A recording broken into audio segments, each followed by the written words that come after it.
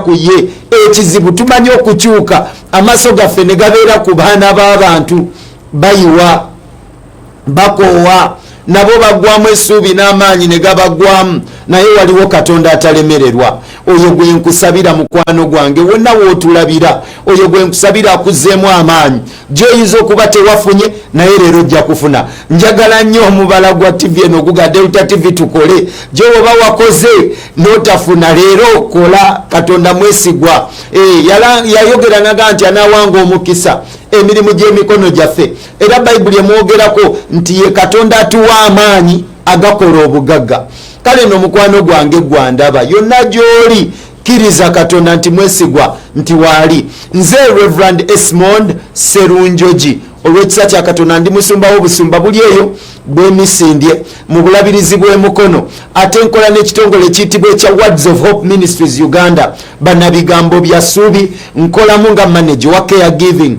Naye njagala okutegeeza wano wiiki eno gye tulimu ndiwo ku lwa Reverend Mary Wooma kubanga wiiki ya Reverend Mary Wooma tasobodde kubeera naffe naye mujja kuba mumulaba essaawa yonna era wiiki eno gyo yabaddeko n'atukola bulungi bwereere. Era ndiwo wano ku lwa mubuulizi ataliwo Mubuulizi Kasule Wakatwe Matters Church wano agenze bangambye ali mu kiseera eky'okuzika abantu bano Abakatwe Matters Church twongera obbasaasirako kubanga waliwo ekiseera wano twakaviibwako kafe era twongera okubasaasira mwenna. Katonda yongera okukola ebyekisa. Obubaka nno gye twatandikira mulamwa guno gye twatandikira mmanyi nga muzze mugoberera. Ffe tetuva ku mulamwa gwe twatandikira kubanga twagala ogoberere era oyongera okukula mu gwo, oyongera okukula mulamwa guno wabereko eddala erimu lyovaako okutuuka ku ddaala eddala. Era yensonga lwaki n'olwaleero twongera okweyongerayo mu bufu bw'omulamwa gwe twatandika. Gwasooka nga tugamba nti manya ky'oyagala era okiremereko. Mu mulamu ogwo ne tujjamu omulamu omulala ogugamba nti olugendo olukutuusa ku ekyo ky'oyagala, olugendo olukutuusa ku ekyo ky'oyagala. Kaakati ate mu lugendo olukutuusa ku ekyo ky'oyagala twagala okwebaza Katonda nti wiiki eno era mujja kuba muyinda mumulaba. Nawulidde nti ne mukadde waffe omulabirizi bwe Namirembe Bishop Wilberforce Kityo Luwalira naye ajja kubeera wano. Kale wiiki nnungi nnyo tobaako n'olunaku n'olumu lw'osubwa. Kyokola gwe weekuumire ku mukutu guno, weekuumire ku TV eno Delta TV olyoke onyumirwe ate obulamu bwo obw'omwoyo buddizibwe bujja era oddizibwemu amaanyi. Reverend Mary Wooma gyo yabadde wano yatusomedde ekyawandiikibwa kyabadde mu Luka essula 18 olunyiriri olusooka okukoma ku lw'10 era yabadde agamba nti olugendo olukutuusa ku ekyo ky'oyagala lwetaagamu okuddiŋŋana. Olugendo olukutuusa ku ekyo ky'oyagala lwetaagamu okuddiŋŋana. Era yabadde atusomera ekyawandiikibwa kino ekya nnamwandu eyagendanga mu maaso g'omulamuzi buli ssaawa amulamule naye ng'omulamuzi ono tamufaako. Omulamuzi paka bwe yeekuba mu mutiba n'agamba naye newankubadde sitya Katonda, newankubadde sirina muntu yenna gwe nzisaamu kitiibwa, naye olw'okuba nnamwandu ono aze addiŋŋana kwegamba tampeeza buli ssaawa akomawo omulamule n'amulamula. Era gye byaggwera nga nnamwandu ono alamuddwa. Bayibuli tetugamba oba gwamusinga oba tegwamusinga naye olaba yatuteekerawo olugero olwo. Nnamwandu ateekwa okuba yawangula omusango guno. Kale Bayibuli kyeva egamba mu lunyiriri olw'omusanvu nti Katonda taliramula babe abatukuvu be abamukaabirira emisana n'ekiro. Kaakati mukwano gwange gwampuliriza okusaba kuno kwe tuyitamu n'okaabirira Katonda njagala okutegeeza tekwetaaga kukoowa. Kyekiri ekyayogeza ku Koloneriyo nti okusabako kuwuliddwa mu maaso ga Katonda. Ebintu ebinaatambula byetaagamu okuddiŋŋana. Ebintu ebinaatambula byetaagamu okukola ki? Okuddiŋŋana. Babadde wano bawa ku bujulirwa oweekitiibwa Dokita kaakati nga bawa obujulirwa bwe nti bw'olaba bino byonna ebigenda mu maaso Dr. Gassalule bw'olaba bino byonna ebigenda mu maaso n'ekyali aba teyabitandise jjo okubeera kyali kati bintu bizze abiddiŋŋana abizimba paka lwe bimufudde oba oliawo kyali oba kyayayanira okwongera okubeera. Era ne Luka essula 11 ekyawandiikibwa kyatusomeddwa. Olwaleero nno njagala okugendera mu buufu bwe bumu obwo ate okutegeeza olwaleero nti okuddiŋŋana olugendo olukutuusa ku ekyo kyoyagala lwakuddiŋŋana paka nga Katonda alinawo ekyakoze. Tokoowanga kubeera nga Katonda omuddiŋŋana paka nga alina kyakoze. Si kirungi gwe okukoowa amangu. Bw'obanga ensonga yo gy'olina mu bulamu bwo wagitegeeza Katonda nga tannabaako kyagikolako, ovunaanyizibwa obutakoowa okumutegeeza era n'oddamu n'omutegeeza paka Katonda lwalibaako kyakola. Njagala obasomera ekyawandiikibwa wano leero kyetugenda okutambuliramu kiri mu Isaaya essula ya 62. Nja kusoma olunyiriri olusooka okoma ku lw'omusanvu, ennyiriri 7 zokka. Bayibuli egamba bweti, Isaaya 62 olunyiriri olusooka egamba, ku lwa Sayuuni kyendiva nnema okusirika. Alinga agamba ku lwa Sayuuni sirisirika. Awo oyinza mu kifo kya Sayuuni okuteekawo erinnya lyo. Agamba ku lwa Sayuuni kyendiva nnema okusirika, ne ku lwa Yerusaalemi kyendiva nnema okuwummula. Sigenda kuwummula ku lwa Sayuuni, sigenda kuwummula ku lwa Yerusaalemi, ne ku lwa Sayuuni sigenda kusirika. Agamba okutuusa obutuukirivu bwe lwe bulifuluma ng'okumasamasa. Era Bayibuli egamba n'obulokozi bwe ng'ettabaaza eyaka.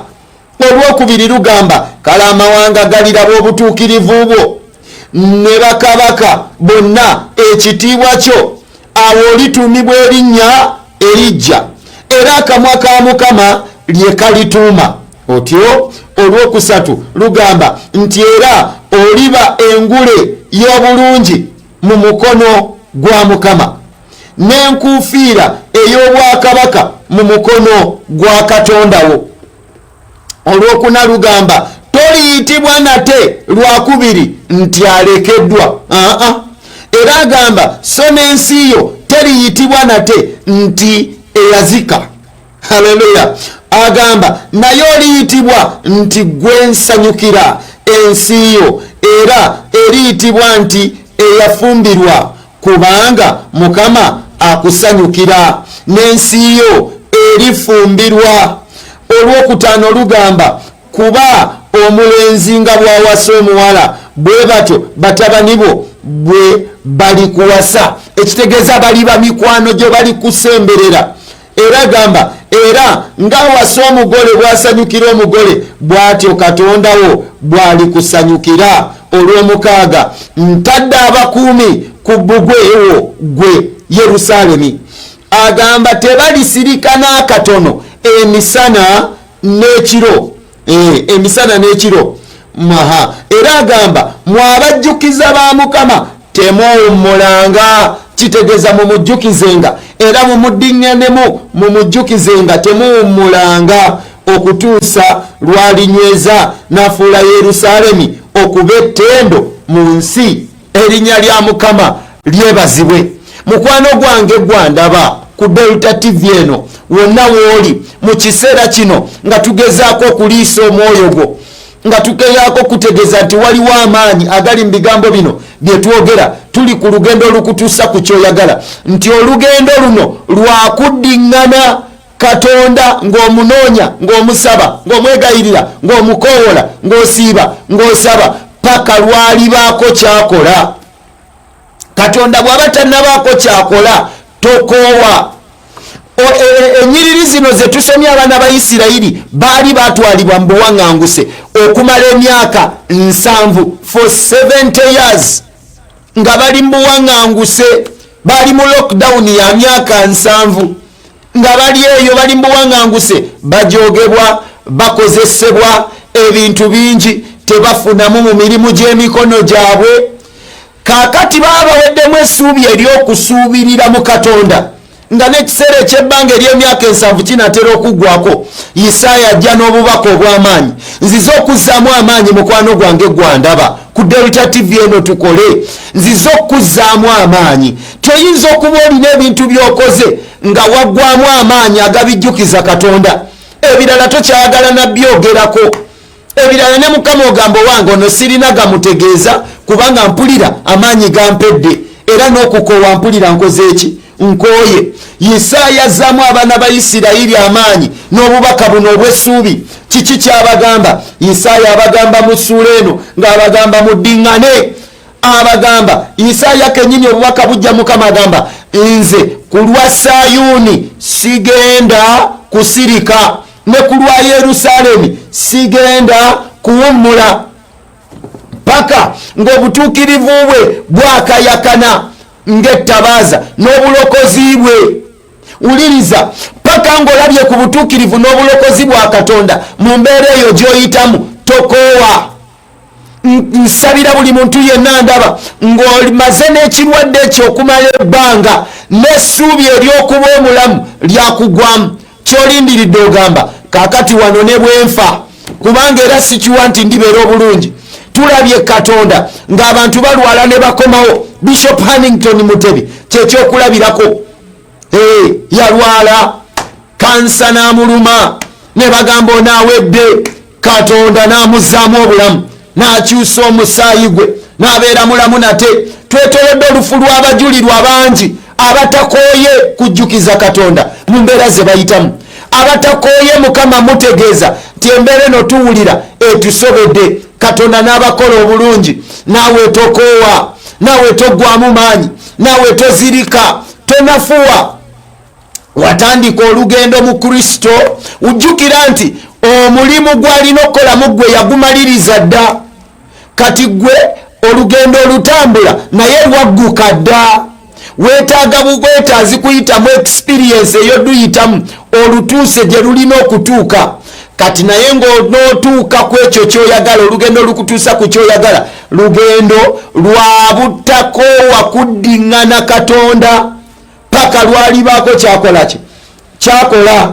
Era agamba mu Isaaya wano olunyiriri olwokubiri agamba nti sirisirika, nti paka ng'amawanga gagoze gatya galabye ekitiibwa ne bakabaka.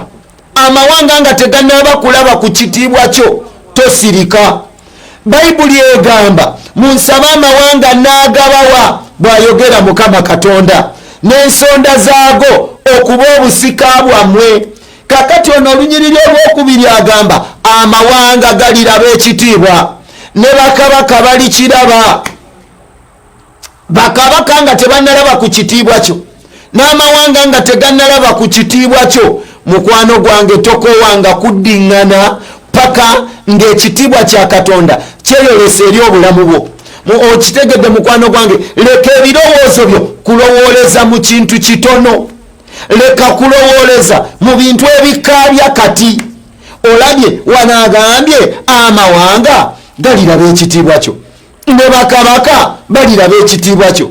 Kati ekyalo kyewamme bwe kiba tekinnalaba na ku kitiibwa kyo okwoyera bwereere, eriyo n'abamu nga ne famire yo tennalaba kitiibwa kyolina, ebyo tokoowa. Katonda Bayibuli egamba situla abavu mu nfuufu, abasitula kuva ku lubungo n'abatuuza n'abalangira. Amiina. Ffe bwe tuli kati si bwe twali. Tulina olugendo lwetutambuddeko kyokka nga ne we tuli tetunnalutuusa, n'olw'ensonga eyo okuwummula tetunnawummula. Mukwano gwange gwandaba, njagala okuzzaamu amaanyi olunaku lw'olwaleero olw'ekigambo kya Katonda. Tokoowa paka ng'olina kyolabye. Akugambye wano mu Isaaya 62 olunyiriri olwokubiri, bakabaka bajja kulaba ku kitiibwa kyo n'amawanga galiraba ku kitiibwa kyo, gagenda kukiraba kubanga akamwa ka Katonda ekyo ke kakyogedde. Wuliriza wano mu Zabbuli wano essuula ya 2 olunyiriri kandusome. Zabbuli essuula ey'okubiri, Zabbuli essuula ey'okubiri olunyiriri olw'omusanvu lugamba ekiragiro ndikibuulira Mukama yaŋŋamba nti gwe oli mwana wange. Katonda bw'ayogera agamba leero nkuzadde, era olw'omunaana lugamba onsabe nze nange ndikuwa amawanga. Kale osaba kawunga n'okakubira emiranga olaba Katonda nti byakulowoleza binene. Agamba saba amawanga ngenda gakuwa kubanga ye yagakola. Agamba onsabe ndikuwa amawanga okubeera obusika bwo n'ensonda z'ensi okubeera amatwale go. Agamba nsaba amawanga ngenda gakuwa okubeera obusika bwo n'amatwale g'ensi n'ensonda z'ensi zonna ngenda zikuwa okubeera nga zempyazo. Owulira Katonda byayagala osabe. Kakati tokoyera ku bitono. Ebitono byoyayanira si byoba okoyerako. Ebirowoozo byonna okutegeerako bikubeere ku binene. Kiki kyenjogerako olwaleero? Olugendo olukutuusa ku kyoyagala lwakuddiŋŋana naye olina okuddiŋŋana Katonda paka ng'olina kyolabye. Katonda muddiŋŋane paka lwolibaako kyolaba. Katonda tokoowa. Abalala baleke bakoowe, abalala baleke bazirike, abalala baleke banafuwe, gwe tokoowa. Nzijukira ebiseera ebyo owooluganda eyatubuulira enjiri baali bamuyita Ssemambo Moses kati musumba, he's a pastor. Yeyambuulira enjiri bwe mala okukkiriza Kristo n'endokoka ne musembeza mu bulamu bwange n'atutwala ewuwe. Ewuwe yatugamba enjiri gye tugenda okusooka okubuulira tugenda kumusaayiranga olujja. Yalina olujja nga tulina okusaawa olujja ne tumusimbira ebitooke ne tusiimulanga enju ne twoza ebintu nakubanga engatto ze n'engolola engoye ze n'essaati ze ate n'atugamba wiikisi 2 mugenda zimala mu kusaba n'okusiiba. Eno ye nga bw'alya mbu nga ye Mukama amukozesa ffe bwe tusaba ne tusiiba. Nalina abavubuka 5. Bavubuka 5 bwe twali abana bonna ne badduka ne bagamba ffe tetwajja wa musumba ono okukola. Nempulira eddoboozi muli nga linnumiriza liŋŋamba nti naye ggwe sigalawo. Nensigalawo nakeranga ku makya nenkuba engatto z'omusumba nengolola engoye ze nensiimuula ennyumba nenjoza ebintu nensaawa olujja nensimba ebitooke. Naye nalina kye nali njagala omutaapingako. Negombanga okuweereza kwe n'enjiri gye yabuuliranga. Negombanga okubuulira abantu ne baweebwa omukisa. Negombanga okuyimirira nembeera wembadde nembeera omukisa eri obulamu bw'abantu. Amazima kankubuulire abana abagenda tebali wendi, tebayimiridde nawe nyimiridde. Nekyendi tebakiri kiki, tebalemerako, tebaddiŋŋana, tebasigalawo, tebalemerako okugamba nti wano ffe tetujja kuvaawo. Nzijukira nasabanga waliwo oluyimba olwo nayimba ne mukyala wange baluyita yayamba naluwandiika emyaka mingi emabega. Nali mu vacation ya senior 4 we naluwandiikira video nenjikola oba mu 2000 awo nga mu 13 awo. Naye njagala okutegeeza bino enyimba zino nazifunanga mu kaseera k'okuddiŋŋananga Mukama ne mugamba Mukama nviiraayo, Mukama nyamba, Mukama tondeka, Mukama tonjabulira, Mukama tonsuula. Zabbuli ndoza ya 27:10 egamba nti kitange ne mmange bandese naye gwona omudaabuda. Nasigala mugamba Mukama nja kutuuka gye ndaga. Nasigala nina ebinteeka ku ttaka nga bwe neesitula. Bayibuli egamba tonsekerera mulabe wange kubanga bwe nagwa naasituka. Ekikumazeemu amaanyi kiri nti gwe Katonda omutegeeza lumu bw'aba takoze n'omuganze kati mbivuddemu. Abamu mumanyira omuwa time n'omugamba Mukama nno kaakati nno ebyaddala nkuwaddeyo omwaka guno gwokka. Omwana w'omuntu naye akoowa weekyangira bwereere ebintu byakulemerako. Teri lugendo lwogenda kuggusa otuuke ku ekyo kyoyagala nga tewaddiŋŋana. Oteekwa okubaako ebintu osituka n'ogwa n'osituka n'ogezaako kyogezezaako ne kigaana n'okiddamu okigezeeko nate n'okola kyokoze ne kigaana n'okikola nate. Ebyo abakola Katonda yennyini oba yatugambye mu Isaaya ti abajjukiza ba Mukama tetukoowanga. Olunyiriri bwe yeeyongerayo wano ono okuddiŋŋanaga never be silent. Era nawe nkukubiriza tokoowanga kubanga wano ayogedde n'agamba ali kuyita erinnya nga ppya. He will call you by a new name. Erinnya nga ppya. Eriyo abantu abamu twakula amannya gaffe va ku lino lye bakutuuma. nti Serunjo Jesmond eryo liveeko. Waliwo akula nga bagamba abula obwana obwo bannange obwavu bulumya obwamu obwo. Kakati nga n'erinnya lyo baali kujjako bakuyita mwavu. Waliwo abakula nga bakuyita wandwadde. Nze nali ndwalalwala oze sikla nakula ndwalalwala. Olabe ennaku zino ndi kasaizi bwe kati ebiro ebyo nali saizi ki nali mutono nnyo kuba kati nyiriddemuuko Katonda mpano biiti nze naye nakulaba mpita wandwadde nga nkolola n'engweri era nga wenkololedde toyagala nakubeerawo. Ndoza singa byali biseera bino singa bankalantayininga dda bagamba ono kolona yennyini nakololanga n'engweri nga nalwala akafuba amawugwe gange gonna nga gakosebwakosebwa sikkirizibwa kusitula bizitowa embeera nga nzibu nnyo nakololanga ekifuba nga kinnuma ekizibu ennyo ekyakosa n'amawugwe gange. Naye njagala okutegeeza bwe nategeera Mukama ne mugamba Mukama nze siri mulwadde. Buli lwe nagolokokanga ne neetulula ne mugamba Mukama nze siri mulwadde. Saazaalibwa kuba mulwadde, saazaalibwa bulwadde buno kubeera nga bwe bunfuga obulamu bwange. Buli ssaawa oli ku ddagala, buli ssaawa oli mu kunywa amagi mabisi. Waliwo ebintu by'oteekwa okuddingana Mukama nga nabyo we bikulemeddeko bikutuumisa erinnya ly'otalina kuyitibwa naawe bw'olina obbiremerako ng'obijjukiza buli kiseera. Nze siri ekyo, nze siri ekyo. Buli ssaawa olina okujjukiza bwe baba kuyita mwavu teera buli lunaku okyerangireko mugabe Mukama nze siri mwavu. Nze saazaalibwa kuba mwavu, nze saatondebwa kuba mwavu. Ngeno bwokola tativi tukole ngeno bwokola ngeno bwogamba Mukama emirimu gy'emikono gyange giwa omukisa. Naye sirina kulemera mu mbeera eno. Olina okwegaana embeera ezimu n'ogamba sijja kubeera bwe nti. This is not my destiny. Sirina kubeera bwe nti, saatondebwa kubeera bwe nti. Abantu abakyuse balemerako kukwejjukiza nti embeera gye balimu si gye balina okubeeramu.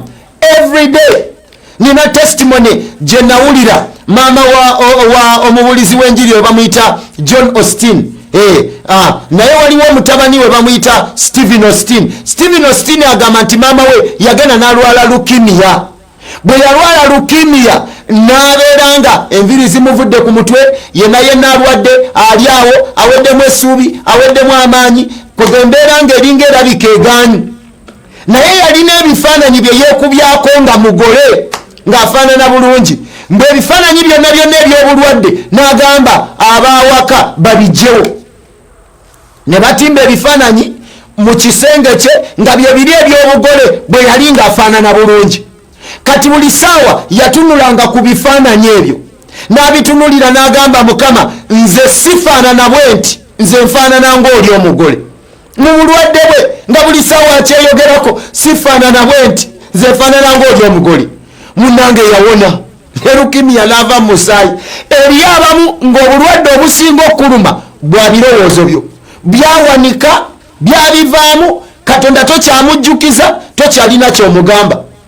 Kyewasaba wakisabirako eddakiika 13 ekyo n'okyerabira, ekyo n'okiwummula. Njagala okutegeeza olwaleero, njagala okubajjukiza buli kye wali otegeezezza Katonda nga takikolanga kati kiddiŋŋane paka lwalibaako kyakola, kiddiŋŋane paka Mukama lwalibaako kyakyusa.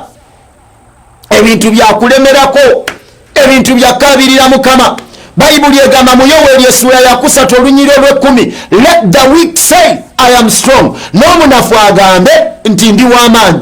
Bayibuli tegambye nti omunafu bamutegeeze nti nno w'amaanyi. Waliwo ekiseera kirina okutuuka ng'omunafu yeegamba nti w'amaanyi. Waliwo abantu b'ensi eno bamenya bakooya. Bw'ona olinda akuzzamu amaanyi nayinza okubula. Ffe twakula obulamu bwange nakula nina kye bayita low self esteem. Nakulira mu famire nyingi. Primary, ndoza primary nali mu masomero agawera 6 primary yokka. Twagendanga mu famire nyingi naye waliwo famire ze twabeerangamu nga bannange amaanyi gakuggwa.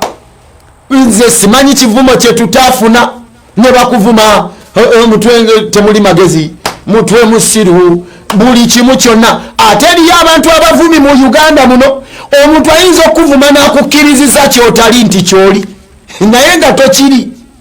Kakati nayiga okwezzaamu amaanyi ne ŋŋaana naye bye baŋŋamba ddala bituufu byendi kuba aliwo ekiseera we kyatuuka ne mbikkiriza nti nandibanga mu butuufu ebintu bino bye baŋŋamba bituufu ddala byendi paka bwe nayiga okubyegaana nze nakati nkyejjukiza Mukama nina gyendaga wano wendi mwebalizaawo naye sinnatuuka era mujjukiza buli lunaku ne mugamba Mukama nze nina gye neeraba seeraba wano nze nkyuka buli mwaka mbawanjawulo lwaki kubanga sikoowa bannaffe abakoowa twabaleka dda mabega bannaffe ababivaamu waliwo ne betwasoma nabo nina n'omuvubuka gwe nasoma naye obwawule siyinza kumwogera ku Delta TV nerabibwa abantu bangi naye ayinza okuba kwali twasoma naye bwe tumaliriza naganze mbivuddemu sijja bisobola wali nga tumuzayo weeks ntono okwawulibwa twagenda omunoonyanoonyako nga ye biganyi bwe nali nzija okusoma obwawule nina muganda wange naye kwali alaba yaŋŋamba kati eyo obwawule togenda okufiira eyo obwavu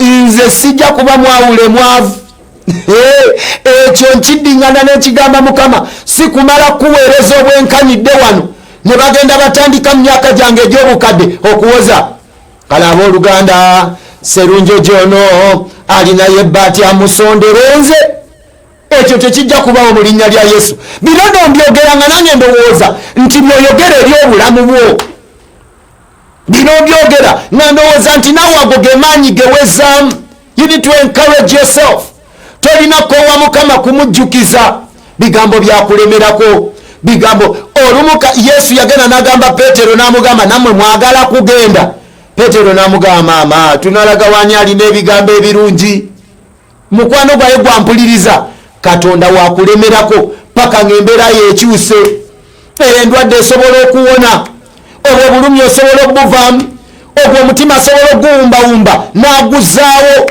mufuule ekigo kye era ekiddukiro kyo ekyo kyoyitamu mujjukize ajja kubaako kyakikolako Yesu wagenda interview zino zigwaddayo anti nakazigwaddayo anti nakola bino ne bigaana era bikole anti kino kyagaana era kikole ebintu ebimu bigaana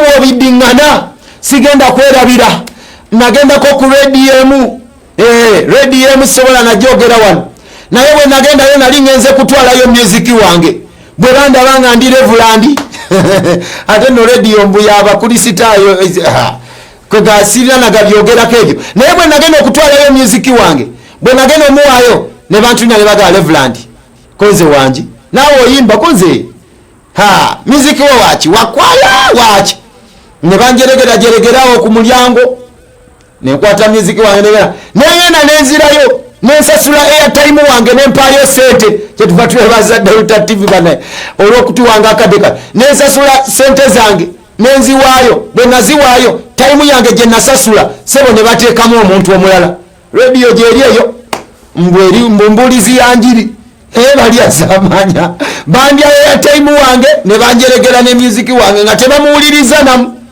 naye kiki awo we nali mbiviiramu awo we nali mpanikira naye tukyalemeddeko era n'ebinene tukyabikola lwaki omuntu akujerege nga gwe bwolemerako omuntu akujooge nga gwe bwolemerako Katonda tomukoowa kumujjukiza nti nze sirya amaloboozi amalala kyempulira kye gaŋŋamba nti kyendi eddoboozi lye lyokka lye naawuliranga era kyerina ŋŋamba kyenje okukkiriza I will believe the report that comes from you ku bulamu bwange ebintu bino si byakukoowa Katonda paka lwalibako kyakola kyobula ffe tetukoowa eggwanga lino tetukoowa disabira abakulembeze waliwo yaŋŋamba lwaki musabira President Museveni nebwegabane bano babaki ffe tusabira pulezidenti gwekere nkyofuuke pulezidenti olawo batetukusabire ffe tusabira the office of the presidency lwaki kubanga erina influence y'amaanyi ku ggwanga lino ate tunasabirani tusabira atannabeera ye naye naaliko gwe tusabira naawe enkya bwokeera n'ofuuka tujja kukusabira buli mukulembeze tumusabira lwaki kubanga ffe tetukoowa ensi eno katonda yagikwasa kanisa for God and my country. N'olwensonga eyo tetujja kukoowa kumujjukiza Kampala, kubanga bayibuli yagamba nti ekibuga tukisabirenga emirembe, kubanga emirembe gy'ekibuga naffe bwe tutyo bwe tunaabeeranga n'emirembe, n'eggwanga tulisabira, n'abantu abalala tubasabira. Katonda tokoowa mujjukiza. Buli lwofukamira omugabe Mukama abaana bange, bwe bakomyewo ripooti embi nga bagudde omugabe Mukama abange saazaala basiru, oba bakomyewo endala embi omugambe Mukama nze nedda. Wuliriza, bayibuli egamba mu Isaaya essula 65 olunyiriri 20, ekyo ddayo kisome. Isaaya 65 olunyiriri olwa 20, bayibuli eyogera bweti, egamba mumwe temuvenga mu mwana wa biseera buseera newankubadde omukadde atanatuusa myaka gye.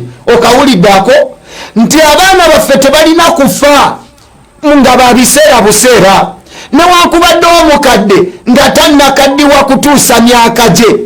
Actually ey'oluzungu egamba until people have lived their full lifespan.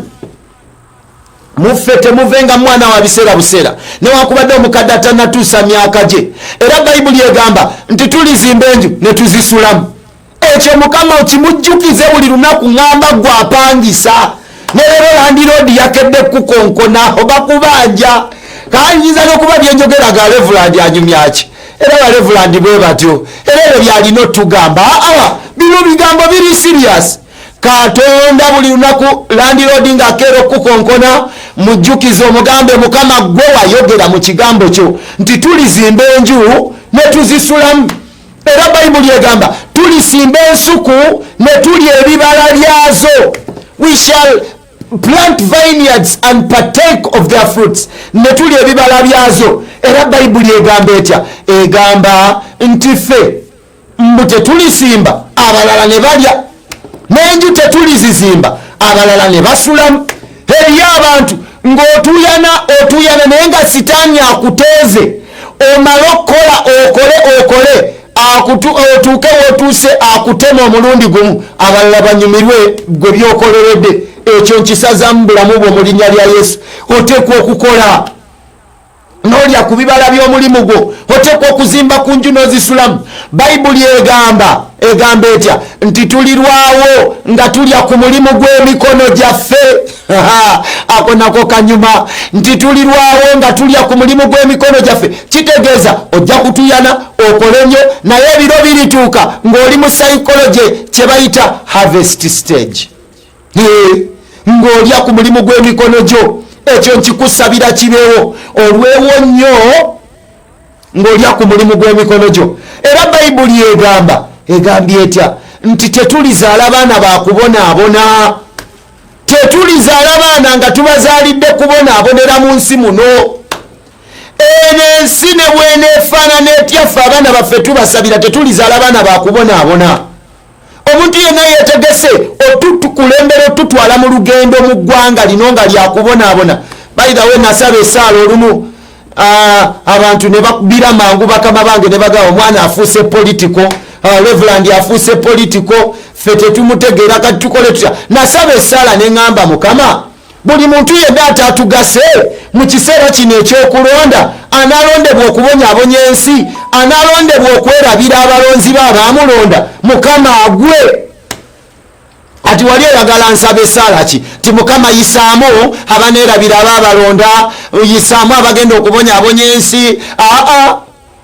Era bane bayina waliwo abantu nga muli mu political positions naye nga mulina kuba walala, nga musobola otugasiza awalala ennyo okusinga ebifo bye mulimu. Kakati nze negayirira Mukama abasuula akalulu, ebifo biteekemu ababisobola era abagenda okugasa. Kakati wuliriza, bayibuli egambye abajjukiza bamukate tokoowanga okujjukiza Mukama. Omuganze Mukama wayogera tetujja kufa nga tuli ba biseera buseera newankubadde omukadde nga tannatuusa myaka gye. Gwe wagamba nti tulizimba enju ne tusulamu.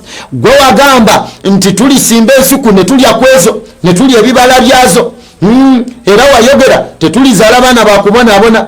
Era wayogera tetulikola mirimu gyaffe, abalala bo ne balya ku egyo, ffe ne tulwawo nga tuli awo tubonaabona. Tetulya ku mulimu gwa mikono gyaffe. Ekyo Mukama kimujjukize nga everyday omugambe. Bayibuli egamba Zabbuli essula 23 onyolo 13 Bayibuli egamba etya? Egamba nti tujja kuba balamu okulaba obulungi bwa Katonda. Tugenda, we shall see the goodness of the Lord in this land of the living. Obulungi bwa Katonda mu nsi ey'abalamu. Tugenda kulwawo nga n'okubulaba tubukolaki?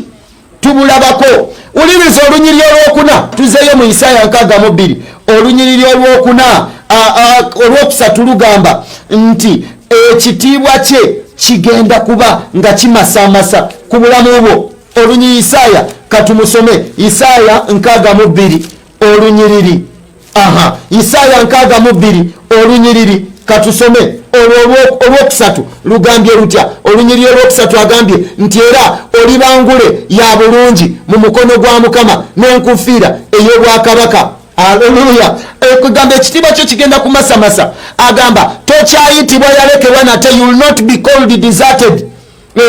Era agamba nti abajjukiza bamuka nti netekawo abajjukiza era abajjukiza ba Mukama nga bamujjukiza emisana n'ekiro. Era agamba olw'omukaaga mu abajjukiza ba Mukama temukowanga paka Yerusaalemi lwalifuuka ettendo. Kusabira omukisa. Tokyaddamu kugaanibwa nate, tokyaddamu kujogebwa nate, tokyaddamu kusindikirizibwa nate. Kyenkusaba kimu, tokoowa kujjukiza, tokoowa kuddiŋŋana Mukama bye wamugamba. Ffe mu theology batugamba abantu babuulire era oddemu obabuulire, era oddamu obabuulire ekyo kye wababuulira ng'olinga agamba nti bantu ebintu byakujjukiza. Ate Katonda yennyini yatugamba tumujjukize. Kati tokoowa. Buli kye waloota okubeera tokoowa kimutegeeza. Buli lwokeera ku makya omugamba Mukama nze seeraba wano, eri gye neeraba gye wansuubiza okuntwala. Nze siri bwe nti Mukama ndi kirala. Nze siri mwavu bwe nti ndaba ndi mugagga. Sisabiriza ndaba nga ngabirira balala. Siri mu kwetaaga ndaba ng'onzikusa ebirungi. Siri mulwadde neraba nga ndi mulamu. Kusabidde ekisa kya Katonda, kusabidde omukisa gwa Katonda, kusabidde obulungi bwa Katonda. Omulwadde weerabe ng'oli mulamu. Njogera naawe abali mu ddwaliro, malwaliro ag'enjawulo, mwabaweddemu essuubi, abaweddemu amaanyi. Simanyi baakutema ku mulimu, simanyi biki ebirala byonna lockdown byereese. Teweerabanga lockdown bwefaanana, weerabe ng'omuwanguzi eri lockdown eno. Ne COVID-19 talina buyinza to determine your destiny. Teri kirwadde kirina buyinza kusalawo ntuuko zo na wajjolaga. Olina amaanyi ne Kristo okumujjukiza gwe okubeera kyolina okubeera. Jjukiza Mukama paka lwalibaako kyakola ku mbeerayo. Jjukiza Katonda paka lwalibeerako kyakola mu bulamu bwo. Lwaki tomusembeza? Mugambe nti ayi Mukama, nkwaniriza mutima gwange, nzikiriza n'omutima gwange nti wawaayo Yesu okuba omulokozi w'obulamu bwange, era njatula n'akamwa kange leero okulokoka jangu mu bulamu bwange. Nzijukiza okujjukizanga namo okuggwamu amaanyi ag'okujjukiza gwe okusobola okunfuula ekyo ky'oyagala mbeere. Era leero ndokose, sonyiwa ebibi byange byonna byenzize ntambuliramu. Sangula amannya gange mu kitabo ekyokufa, gawandiike mu kitabo eky'obulamu. Weebale kunjagala n'okyusa obulamu bwange. Bw'oba osabye essaala eyo okkiriza Kristo okuba omulokozi w'obulamu bwo, tokoowa kumujjukiza ng'olwadde, ng'ozirika, ng'oweddemu amaanyi, nga bakumenye, nga bakulesewo, nga bakusuulidde abaana, ng'ebintu bitambula mu ngeri gy'otategeera era gy'otabyagala bitambulemu. Do not forget to remind him, because himself ye kenyini yakuyise n'agamba nze munzijukize era temukoowanga kunzijukiza paka obulamu bwammwe bulifuuka ettendo. Your life must glorify God. Naye obulamu obunaagulumiza Katonda ne bukutuusa ne ku ekyo ky'oyagala bwe bulamu obutakoowa. Bintu bya butakoowa, bintu bya butaggwamu maanyi, bintu bya butaggwamu ssuubi. Never be tired. Leka abalala bakoowe, sigala ng'otambula. Bayibuli egamba tonsekerera mulabe wange bwe naagwa naasituka. Bayibuli egamba mu bbaluwa ya Pawulo eri Abakolinso ey'okubiri essula ya 4 olunyiriri lwa 8 egamba tutaayizibwa eruyi n'eruyi naye tetunyigirizibwa. Tweraliikirira naye si kweraliikira ddala. Tuyigganyizibwa naye tetulekeddwa. Tumeddebwa naye tetuzikirira. Bw'ogwa situka otambule, oddemu ogwo situka otambule, ojja kutuuka gy'olaga. Mukama abawe omukisa, Mukama abalabirire. abakiza omusana ogwo masogera bavireyo omukisa gwe katonda gwatagatako buyinike gubere kugwe guleme okuvaako mu linnya lya kitaffe n'omwana n'omwoyo mutukuvu kulwa Reverend Mary Woma kulwa Mbulizi Kasule kulwa w'ekitiibwa awaddeyo ennyo okulabanga tufuna omwaganya wano ogw'okuba nga tukutuusako ebigambo bino eby'essuubi ebikuzaamu amaanyi bannange ne Delta TV tukole mukama agiwa omukisa TV eno mukama ayongere okukola ebikulu eri TV eno n'abakozi baamu bonna mu bitongole ebyenjawulo ne bamaneja n'abalala bonna abaddukanya okulabanga ffe tutuula butuuzi wano ne tukutuukako eyo gy'otulabira mukama akunjagalire akuwa omukisa nkwagaliza wiiki ennungi ey'obutakoowa kuddingana mukama paka obulamu bwe bulifuuka ettendo ndi Reverend Esmond Serunjogi mu wiiki ya Reverend Mary Woma kama abampeera omukisa yange guma Yesu mutima gwange guma Yesu bizawali